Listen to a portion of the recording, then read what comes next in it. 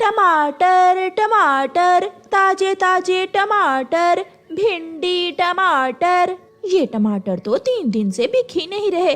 अगर आज भी ना बिके तो सारे गल सड़ जाएंगे।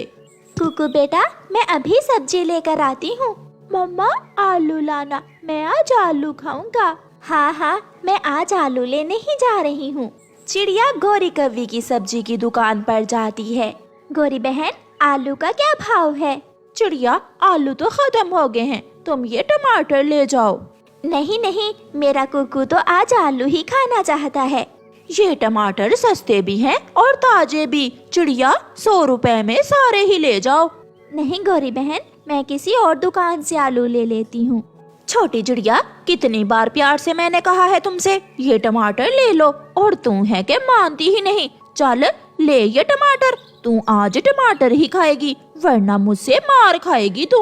चिड़िया डरती हुई गोरी कव्वी से कहती है, ये कैसी जबरदस्ती है, मुझे टमाटरों की जरूरत नहीं है। मगर डरा धमका कर गोरी कव्वी भी अपने टमाटर चिड़िया को बेच ही देती है। सारा दिन सब्जी बेचने के बाद गोरी कव्वी घर जाती है। कालू कौवा उसका पति सोया हुआ था। उठ जा आलसी कालू, अब तो रात फिर से होने वाली है। मेरी मोटरसाइकिल के लिए पैसे बने क्या? सब्जी बेचने से इतनी कमाई नहीं होती, जो बचता है उससे घर का राशन ही पूरा होता है। अगर मैं तुझे फ्री में सब्जी ला कर दूं, तो फिर क्या तुम मुझे मोटरसाइकिल के लिए पैसे दे दोगी? फ्री में सब्जी?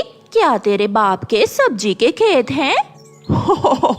हाँ, मेरे बाप के ही समझो। फिर दूसरे दिन सुबह सवेरे ही कालू कौवा इंसानों की बस्ती में जाता है।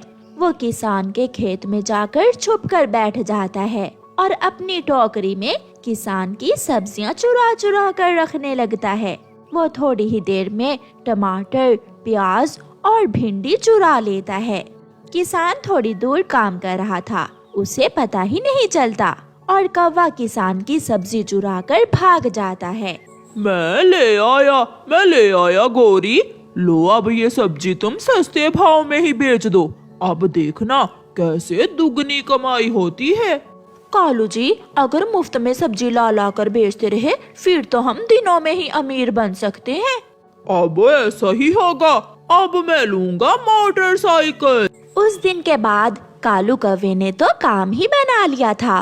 वो हर रोज किसान के खेत में जाता और उसकी सब्जी चुरा कर भाग जाता। एक दिन कौवा किसान की सब्जी चुरा रहा था कि उसे तोता देख लेता है। तोता गोरी कव्वी के पास जाता है। गोरी गोरी, तेरा पति ये सब्जी मंडी से नहीं बल्कि किसान के खेत से चुरा कर लाता है। ओए मोटी चोंच वाले, तुझे क्या, मेरा पति जो भी करे, तू कौन होता है मेरे कालू कौवे पति जी के बारे में ऐसी बातें करने वाला? जब पकड़े जाओगे तो फिर मैं पूछूंगा। तोता वहाँ से चला जाता है। भाग्यवान, अरे ओ भाग्यवान, देखो तो सारी करेले की बेलें उल्ट फुल्ट पड़ी हैं और भिंडी भी किसी ने चोरी कर ली है। ये कौन हो सकता है पति जी? अगर ऐसे ही चलता रहा तो हम मुनाफा कैसे कमाएंगे? आज तुम घर जाओ और मैं शाम तक खेत में ही रहूंगा। फिर किसान की पत्नी घर चली जाती है और किसान सब्जी के खेत के एक तरफ बड़ी बड़ी बेलों में छुपकर बैठ जाता है। मैं चौतर कौवा हूँ, मैं कालू कौवा हूँ, हा हा हा हा हा हा हा हा हा। पागल पागल किसान को कभी पता नहीं चलेगा कि मैं कालू कौवा उसकी सारी सब्जी चुरा कर ले जाता हूँ। ऐसे कहते हुए कालू कौवा अपनी टोकरी एक तरफ रखता है और सब्जी चुराने लगता है। अपनी बंदूक कालू कौवे की तरफ सीधी करते हुए किसान कौवे से कहता है, खबरदार, अगर उड़ने की कोशिश की तो पूंछ पर गोली चला दूंगा। किसान आगे बढ़ता है और कौवे को पकड़ लेता है। अगर तू चौतर कौवा है तो मुझे भी इंसान कहते हैं। तू इंसान से ज्यादा चौतर नहीं हो सकता। फिर किसान कालू कौवे को एक पेड़ से बांध देता है और उसकी खूब मरम्मत करता है।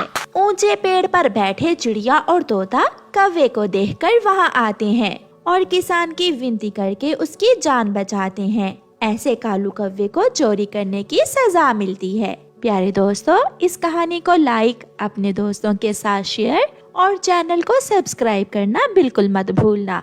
आपका धन्यवाद। किसी जंगल में एक कौवा और एक चिड़िया रहा करते थे। बारिशों का मौसम आने वाला था, इसलिए चिड़िया कालू कौवे से कहती है, कौवे कौवे, मौसम बदल रहा है, हवाएं बता रही हैं कि बरसात आने ही वाली है। हमें बारिश से बचने के लिए अपने अपने पक्के घर बना लेने चाहिए। हाँ चिड़िया, अच्छे काम में देर कैसी। तुम जल्दी जल्दी जंगल से सूखी घास लाओ और मैं लकड़ियाँ लेकर आता हूँ। फिर हम दोनों मिलकर अपना घर बना लेंगे। चिड़िया जाती है। वो नदी किनारे से सूखा घास लेने जाती है और आलसी कालू कौवा चुप करके सो जाता है। वो गहरी नींद सो जाता है। चिड़िया जब घास इकट्ठा कर रही थी तो उसके पंख में कई कांटे चुभ जाते हैं, मगर चिड़िया हौसला नहीं हारती। वो हिम्मत से काम लेती है और घास इकट्ठा करके वापस जाती है। कौवे को सोया हुआ देखकर चिड़िया गुस्से में आ जाती है। गंदे कालू कौवे, तू सोया हुआ है, क्या घर नहीं बनाना? सॉरी सॉरी चिड़िया, आज रात मैंने दाना कुछ ज्यादा खा लिया था, इसलिए मुझे बहुत नींद आ रही है। जाओ सूखी लकड़ियाँ ले आओ और मैं तब तक इस घास को तिनकों से अलग करता हूँ। चिड़िया जाती है। वो लकड़ियाँ लेने घने जंगल में चली जाती है। पीछे से कालू कौवा फिर से सो जाता है और खर्राटे लेने लगता है।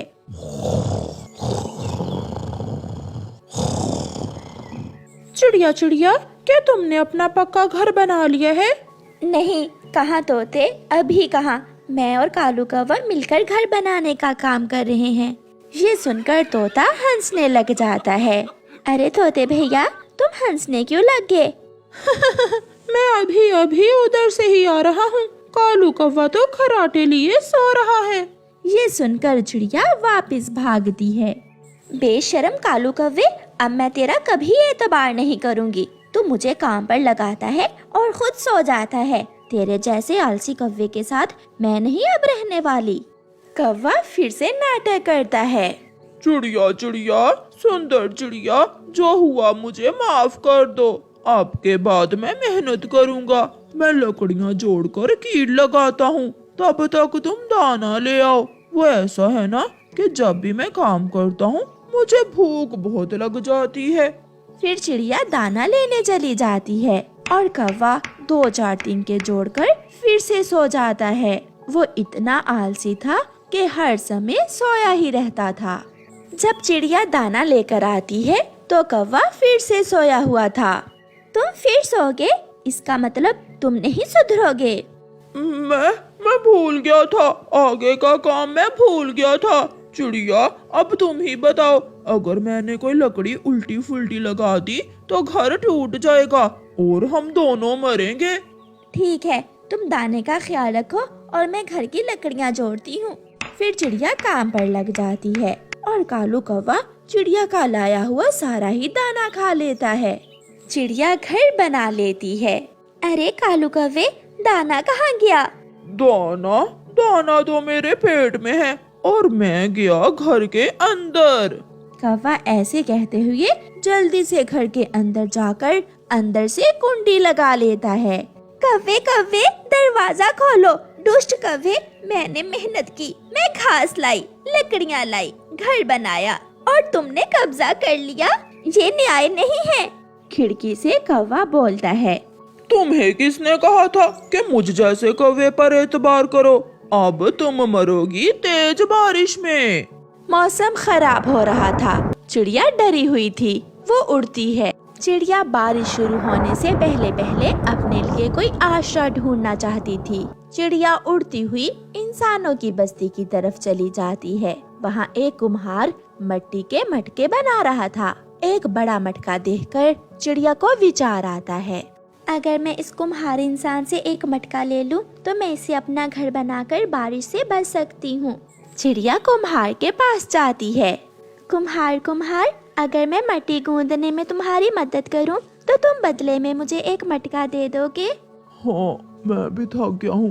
अगर तुम काम में मेरी मदद करो तो एक क्या 2 मटके ले जाना। फिर चिड़िया कुम्हार के साथ काम करवाती है। चिड़िया मिट्टी में पानी मिलाकर उसे गूंदती है और बदले में कुम्हार से एक बड़ा मटका ले लेती है और चिड़िया वो मटका लेकर वापस जंगल में जाती है। वो अपना मटका कीकर के पेड़ पर रखकर उसमें आराम से बैठ जाती है। मेरा मटका घर तो बहुत आरामदेह है। दूसरे दिन सुबह सवेरे ही आसमान पर बादल छा जाते हैं और तेज बारिश शुरू हो जाती है। कौवे के घर की छत टूट जाती है। वो पूरी तरह भीग जाता है और ऊपर से आसमानी बिजली का कड़ाक कौवे को डरा रहा था। डरता हुआ कौवा सामने कीकर के पेड़ पर चिड़िया के मटका घर के पास जाता है। चिड़िया चिड़िया, सुंदर चिड़िया, मुझे बहुत डर लग रहा है, प्लीज मुझे अपने घर में आ लेने दो। ये घर मिट्टी का है, तुम अपने पक्के घर में ही जाओ। चिड़िया चिड़िया, मुझे डर लग रहा है। तो किसने कहा था इतनी चालाकी करने को? अब जाओ यहाँ से, यहाँ तुम्हें कुछ मिलने वाला नहीं है।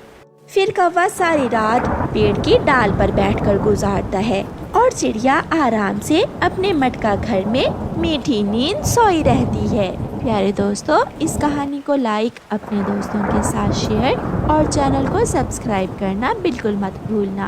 आपका धन्यवाद।